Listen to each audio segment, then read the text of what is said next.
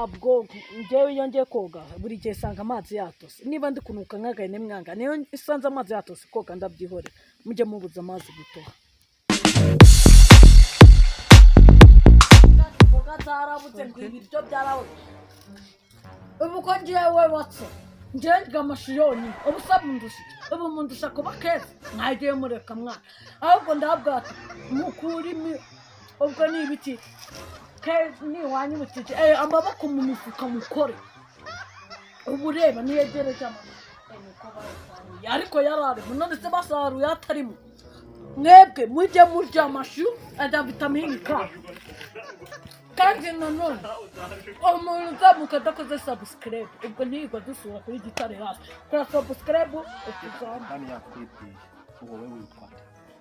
murakoze kuba mu mwanya mwabibwira kubabwira amazina yanjye uko banyita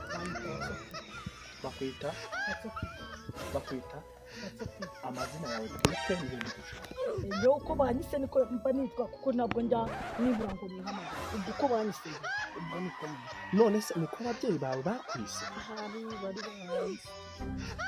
banzani watoko ntabwo capurushye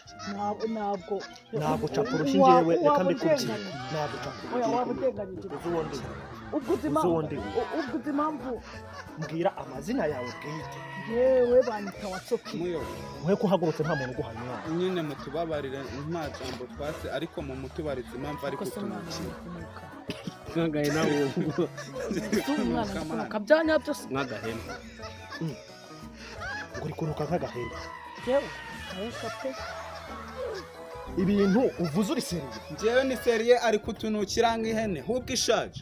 njyewe ntabwo nuka pe kubera icyo uri kunuka yewe niba ndi kunuka ntabyo nzi ariko igituma ubwo niba ndi no kunuka iyo ngiye koga sanga amazi yatose ubwo koga nkita mbyihorera ngo nteshe umwanya ngiye kwigendera najya ati mbamenyeshe ko nta kintu nshaka kubamenya ngo